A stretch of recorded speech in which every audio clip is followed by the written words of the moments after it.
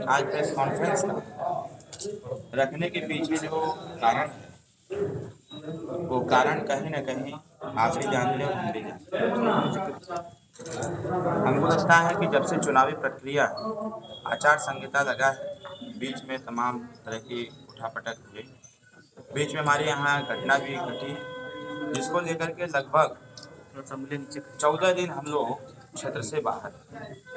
उस बीच में तमाम तरह के आरोप प्रत्यारोप लगाए गए जो नहीं होना चाहिए, क्योंकि चुनाव सादगी के साथ लड़ना चाहिए। आरोप प्रत्यारोप तो चलते रहते हैं, कभी कभी परिस्थितियों को भी देख करके चाहे पक्ष हो चाहे विपक्ष हो उसको संवेदना प्रकट करनी चाहिए। लेकिन उस संवेदना के समय को भी अगर अवसर में तब्दील करने की स्थिति विपक्ष के पास रहती है तो बेचारी कर हमें इस चीज़ का थोड़ा तकलीफ हुआ था। लेकिन फिर भी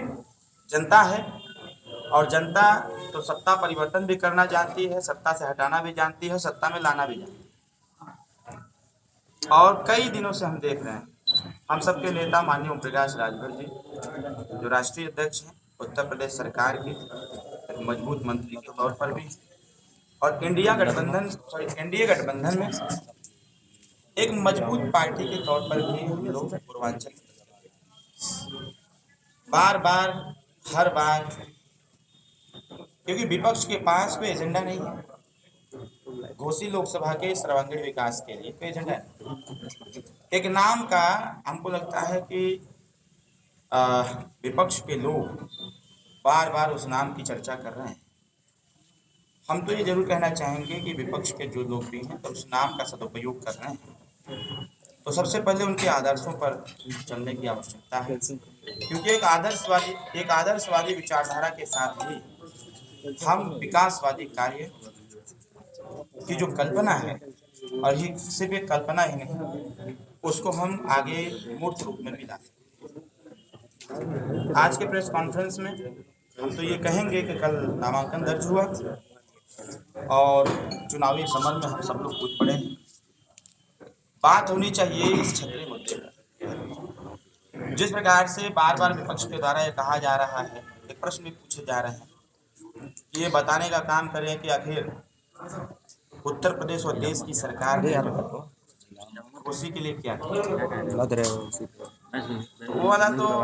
गाना तो सेट हो जाता है, जो कोई नहीं किया वो भाजपा सरकार ने करके दिखाया है। और मैं भी पूरे क्षेत्र का भ्रमण कर रहा हूँ, कहीं न कहीं जो जनता की आवाज़ है, जो जनता की सोच है, इस बार के लोकसभा के चुनाव में जो जनता मतदान करने के लिए कटिबद्ध, तत्पर और तैयार है, वो कहीं न कहीं जातिवादी विचारधारा, जातिवादी मानसिकता से उठ कर व्यवहारवादी विचारधारा और विकासवादी विचारधारा के आधार पर मतदान करना चाहते हैं। उत्तर प्रदेश सरकार विगत 7 साल की सरकार, देश की सरकार 10 साल की सरकार ने मिलकर के निरंतर जहां जहां से सूचनाएं प्राप्त हो रही हैं, जनप्रतिनिधियों के द्वारा जो भी अपने लेटर हेड पर, वो चाहे हमारे निचले स्तर के जनप्रतिनिधि हो या फिर उच्च स्तर के हो, जो लोग भी सूचना सरकार को दे रहे हैं, कहीं न कहीं उस समस्या का समाधान भी हो रहा है। हमारी प्रथम प्राथमिकता है कि जैसे भी बहुत सारे मुख्य रास्ते अंडर कंस्ट्रक्शन निर्माणाधीन भी हैं, चल भी रहे, हमारा प्रयास ये रहेगा कि विगत जो 15 से 20 सालों से जो इस घोसी लोकसभा पर ध्यान नहीं आ पा रहा है केंद्र सरकार का, हमारा प्रयास ये रहेगा कि आने वाले 5 साल में अगर जनता ने अवसर दिया तो विगत 15 सालों का जो एक प्रकार से बजट का जो हिसाब किताब है, उसको हम माननीय प्रधानमंत्री जी, माननीय गृह मंत्री जी से बातचीत करके उसको यहाँ लाने का भी काम करेंगे। दूसरी बात यह है कि मुख्य रास्ते बन जाने से गांव का विकास नहीं होगा। कहीं न कहीं मुख्य रास्ते से जो कनेक्ट हैं हमारे गांव के रास्ते, और वो गांव के रास्ते पंचायती राज विभाग, पीडब्ल्यूडी और प्रधानमंत्री पीएमजीएसवाई के द्वारा रास्ते का कंस्ट्रक्शन होता है। तो हम प्रयास करेंगे कि जितने भी मुख्य रास्ते से कनेक्ट गांव के रास्ते हैं उसको सही किए जाएं, और उस गांव के रास्ते से जो कनेक्ट पगडंडी है उसको भी दुरुस्त किया जाए पंचायती राज विभाग के द्वारा। हमारे माननीय मंत्री, कैबिनेट मंत्री श्री ए के शर्मा जी के द्वारा अपने इस घोसी लोकसभा के जितने नगर हैं उसमें कहीं ना कहीं विकास कार्य किए जा रहे हैं और वो दिख भी रहा है। पहले तो कुछ दिखता नहीं था, लेकिन भारतीय जनता पार्टी की सरकार में दिख भी रहा है। हम लोग भी प्रयासरत हैं कि जिस प्रकार से गांव में अभी विगत दिनों तमाम तरह की ऐसी घटनाएं आप सबके भी संज्ञान में आई, हमारे भी संज्ञान में आई कि जब 24 घंटे बिजली का संकल्प हमारी सरकार ने लिया हुआ है, उसको 17 घंटा, 18 घंटा, 20 घंटा, 21 घंटा तक ले जाते स्थिति थोड़ी सी ऐसी बन जा रही थी कि जो जर्जर तार हैं जहां नहीं बदले गए हैं, ऐसे तार कहीं ना कहीं विद्युत प्रवाह लगातार होने के नाते हीट होकर के वो टूट के गिर जा रहे हैं और उससे तमाम तरह की आगजनी भी हो रही है, तमाम तरह के एक्सीडेंट भी हो रहे हैं। तो हम सबका प्रयास दूसरा रहेगा, जैसा कि माननीय ए के शर्मा जी के द्वारा बार बार इस चीज़ की घोषणा भी की जा रही है, तो हम भी सहयोग करेंगे आने वाले समयों में पूरे घोसी लोकसभा के ग्रामीण क्षेत्रों से या फिर शहरी क्षेत्रों जो भी तार जर्जर हो गए हैं उसको दुरुस्त करके 24 घंटे बिजली का जो संकल्प है चुनाव के बाद 6 महीने में हम लोगों का लक्ष्य है कि 6 महीने के अंदर अंदर 24 घंटे बिजली का संकल्प पूरा किया जाए। तीसरी बात है, मैं क्षेत्र में भ्रमण कर रहा हूँ और बार बार क्षेत्र में तमाम तरह की घटनाएं घटित हो रही हैं, सूचनाएं भी मिल रही हैं कि इमरजेंसी पीरियड में जब मऊ जनपद से कोई व्यक्ति अपने पेशेंट को लेकर के बनारस या लखनऊ या गोरखपुर जा रहा है तो जो उसके परिवार का मरीज है कहने को दम तोड़ दे रहा है। तो ये चीजें कई जगह से, कई गांवों से हमको लोगों का सुझाव भी आया कि क्यों ना मऊ में एक मिनी पीजीआई या फिर पीजीआई को स्थापित किया जाए। मेरा तो लक्ष्य है कि पीजीआई को ही स्थापित किया जाए मऊ में, क्योंकि ये सिर्फ मऊ को ही नहीं देखेगा, कहीं ना कहीं मऊ से सटे हुए बलिया है, बिहार है, गाजीपुर है, देवरिया का सटा हुआ एरिया है, अपने आजमगढ़ में पीजीआई है। इधर हम बिहार के भी कुछ जनपदों को हम टारगेट में रखे हुए हैं कि जो इस रास्ते से होकर के लखनऊ जाते हैं और मऊ आते आते उनका मरीज दम तोड़ देता है, बलिया के लोग चलते हैं तभी मरीज दम तोड़ देता है। तो हमारा प्रयास रहेगा कि यहाँ पर पीजीआई को स्थापित किया जाए जिससे स्वास्थ्य संबंधी जो सेवाएं हैं उसको सुदृढ़ किया जाए। चौथी चीज हमारी जो प्लान में है, लगभग 2.5 साल से हम लोग पत्राचार के माध्यम से माननीय प्रधानमंत्री जी से, क्योंकि हमारी पार्टी के एजेंडे में भी है कि समान शिक्षा का व्यवहार इस प्रदेश और देश में लागू है, उसी के अनुसार हम लोगों ने लगातार पत्राचार के माध्यम से और कईयों बार माननीय ओम प्रकाश राजभर जी के द्वारा माननीय मुख्यमंत्री योगी आदित्यनाथ जी से इस चीज़ की मांग भी की गई कि अमीर और गरीब के बेटे जो शिक्षा में दोहरी व्यवस्था है उसको एक रूपता देने की आवश्यकता है। माननीय प्रधानमंत्री जी से जब हमारी मुलाकात हुई, माननीय गृह मंत्री जी से, तो आग्रह मैंने किया, बकायदे पत्राचार हुआ और पत्राचार के बाद माननीय मुख्यमंत्री जी, माननीय प्रधानमंत्री जी ने सहमति देते हुए जो 18वें मंडल पर अटल आवासीय विद्यालय का निर्माण कराने का जो श्रम विभाग के माध्यम से हो रहा है, कहीं ना कहीं हमारा प्रयास ये रहेगा कि हमारे मऊ जनपद में अटल आवासीय विद्यालय का निर्माण हो और उसको हम यहाँ लाएंगे ताकि इस क्षेत्र के जो मजदूर गरीब तबके के बच्चे हैं उनको निःशुल्क तौर पर कक्षा 5 से लेकर के 12 तक की शिक्षा, उनको अच्छी शिक्षा गुणवत्ता के साथ उनको प्रदान हो सके। और ऐसे जो गरीब बच्चे पैसे के अभाव में या फिर मैं यूँ कहूँ महंगाई के अभाव में नहीं पढ़ पा रहे हैं, ऐसे बच्चों को हमारी सरकार भारतीय जनता पार्टी एनडीए सरकार निःशुल्क शिक्षा दे करके उनको हॉस्टल की सुविधा भी देगी, जैसा कि अन्य जगहों पर चल रहा है, वो व्यवस्था हम यहाँ कराने का काम करें। पांचवी चीज है, 2018 में हम सब लोग सरकार में थे और हम सब लोगों ने समाज कल्याण विभाग से एक मांग किया था, जैसा कि पूर्व की सरकार उत्तर प्रदेश की बहन मायावती जी की थी। बहन मायावती जी ने बनारस के लालपुर में एक व्यवस्था लागू किया है कि वहां पर लगभग 300 से 500 बच्चों को पढ़ने के लिए IAS कोचिंग सेंटर खोले हैं। हम लोगों का प्रयास था कि पूरे उत्तर प्रदेश के हर जनपद में इसको खोला जाए, अगर जनपद में नहीं तो मंडलवार कम से कम खोल दिया जाए, लेकिन हमारा प्रयास सिर्फ 8 मंडलों में हो पाया है, अभी 10 मंडलों में करना बाकी है। हम लोग प्रयासरत ये है कि समाज कल्याण विभाग के माध्यम से वो चाहे दलित का बेटा हो, चाहे पिछड़े का हो, या फिर सामान्य वर्ग का व्यक्ति हो, या फिर अल्पसंख्यक समुदाय का हो, सभी लोगों के लिए उत्तर प्रदेश और देश की सरकार के द्वारा हम हर जनपद में कोचिंग सेंटर खुलवाएंगे, जिसमें कि इस क्षेत्र के बच्चे जो इलाहाबाद जाते हैं, दिल्ली जाते हैं, बेंगलोर जाकर के तैयारी करते हैं, लखनऊ जाकर तैयारी करते हैं, ऐसे बच्चे सरकारी खर्चे पर IAS PCS या फिर UPSC के लिए लोग यहाँ पर कोचिंग लें और लगातार कोचिंग करके उनको शिक्षा की व्यवस्था अच्छी की जाएगी, कोचिंग की व्यवस्था अच्छी की जाएगी, जिससे कि यहाँ के बच्चे खुद पे खुद तैयारी करके और अच्छे डायरेक्शन में वो कंपटीशन में बैठे और हमारे जिले का नाम रोशन करें। इन सारे मुद्दों को लेकर के हम लोग अब यहाँ जैसे एक मुद्दा आता है महिला सुरक्षा, जैसे न्याय संगत कार्यों को हम भी लगातार यहाँ वॉच कर रहे हैं, और जिस प्रकार से हमारी यहाँ की प्रशासन निरंतर जनता के प्रति जवाबदेही दे रही है, जनता की जो समस्याएं हैं इमीडिएट विद इन 1 डेज उस समस्या का समाधान भी करने का प्रयास कर रही है। वो कोई भी डिपार्टमेंट हो, अगर डिपार्टमेंटल सूचना मिल रही है तो हमारे प्रशासनिक अधिकारी और कर्मचारी पूरी तन्मयता के साथ, जैसा कि डायरेक्शन भी है, पहले से डायरेक्शन है, जीरो टॉलरेंस की नीति, तमाम तरह के कार्य हैं, इन सारी चीज़ों को लेकर के हमारे यहाँ के शासन और प्रशासन जनता के प्रति जवाबदेही भी दे रही है। हमारा एक आग्रह भी रहेगा कि जिस प्रकार से हम लोग लगभग 7 साल में लगातार लगभग 18.5 करोड़ रुपया दे करके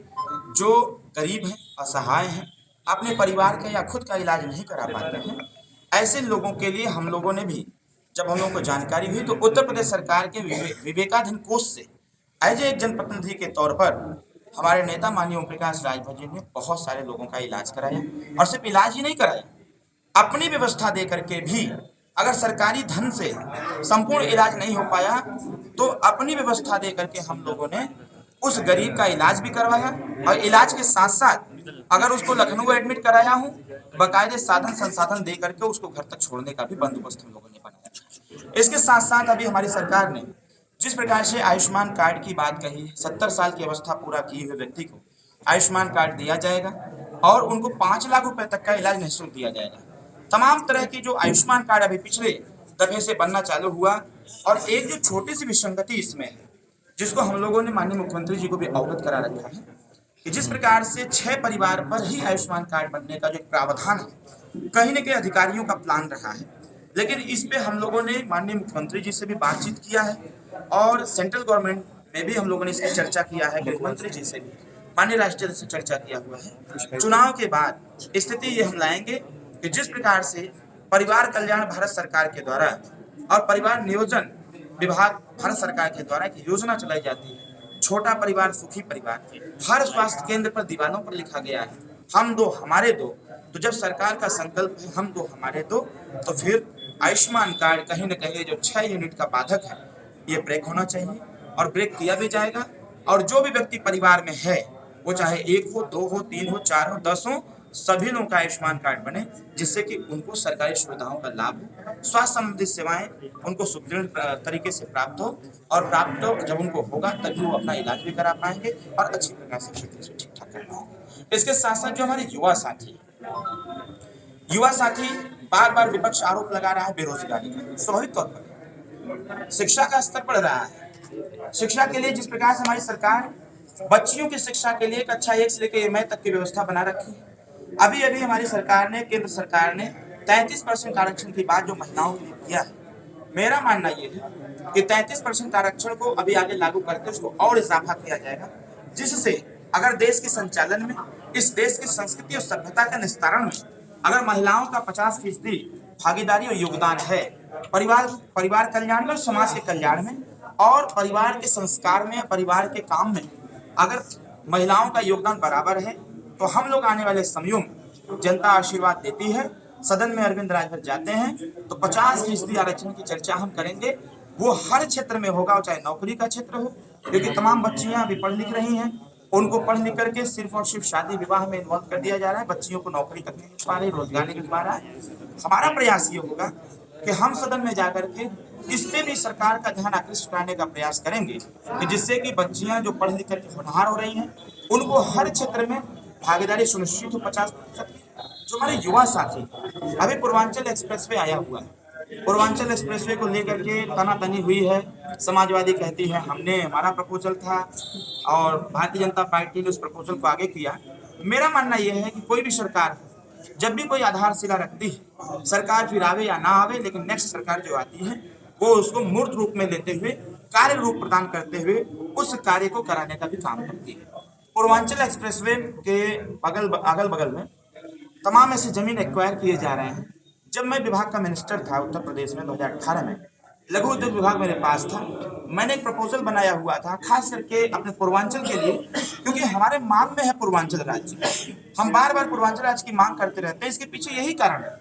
कि उत्तर प्रदेश पूर्वांचल के नौजवान, वो चाहे किसी भी जनपद के हो, वो पंजाब जाकर के, गुजरात जाकर के, महाराष्ट्र जाकर के, तमाम जगह, कोलकाता जाकर के वहां के फैक्ट्रियां चला करके अपने परिवार का पालन पोषण कर सकते हैं, तो क्यों ना हमारी सरकार का ध्यान आकृष्ट हो पूर्वांचल की तरफ। देश और प्रदेश की सरकार लपट करके पूर्वांचल में छोटे छोटे कल कारखाने, उद्योग धंधे खोलें और यहाँ के बच्चों को यही रोजगार दें, ताकि वो बच्चा अपने परिवार के साथ रह करके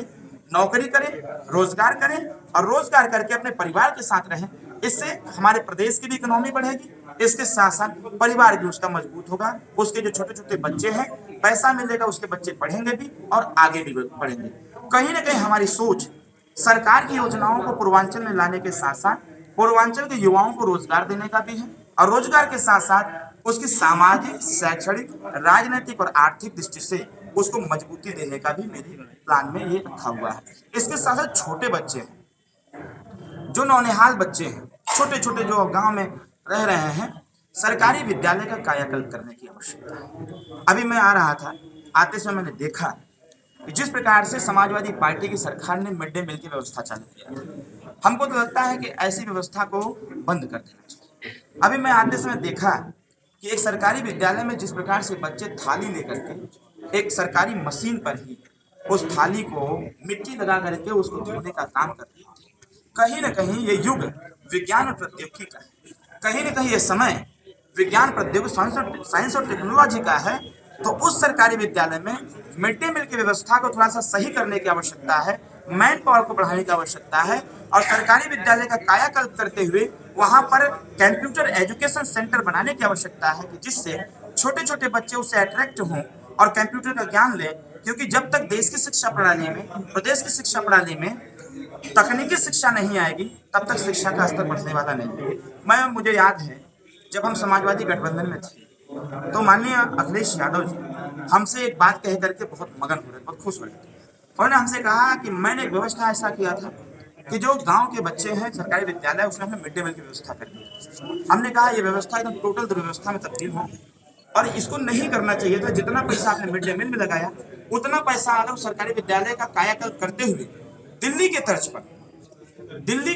अगर यहाँ के विद्यालय हुए होते, तो आज मिड डे मील देने की आवश्यकता नहीं पड़ती। छोटे बच्चे होनहार होते, कंप्यूटर एजुकेशन उनको प्राप्त होता और कहीं ना कहीं वो आगे बढ़ने का काम भी करते और उनका IQ लेवल भी तेज होता। मेरा मानना ये है कि इन सारे जितनी भी चर्चाएं हमने आपसे की, इन सारी चर्चाओं को समाज के बीच में ले जाने की आवश्यकता है, और ले जा करके जब तक समाज सही दिशा में, जनता सही दिशा में नहीं जाएगी, तब तक वो चाहे परिवार हो, चाहे गाँव हो, चाहे क्षेत्र हो या फिर जिला हो, वो आगे नहीं बढ़ पाएगा। हमारा प्रयास ये है कि एक घड़ी का प्रचार आता था कि पहले इस्तेमाल करें फिर विश्वास करें, और एक निरमा वॉशिंग पाउडर का एक और प्रचार आता था कि आओ मिलकर के बनाएं कुछ बेहतर। ये संकल्प है। तो निरमा पाउडर कौन है और घड़ी कौन है? आपके कुछ मुद्दे ऐसे थे जो भारतीय जनता पार्टी से टैली नहीं खाते। आज आप एनडीए में, जैसे कि आती जनगणना की बात कर रहे हैं और बहुत सारे यहाँ एनडीए में शामिल होने के बाद छोड़ देंगे या वो जाने देंगे? नहीं, देखिए, जैसा कि आपने बताया, सामाजिक न्याय समिति की रिपोर्ट को लेकर के निरंतर हम सब लोग प्रयास कर रहे हैं और हमारी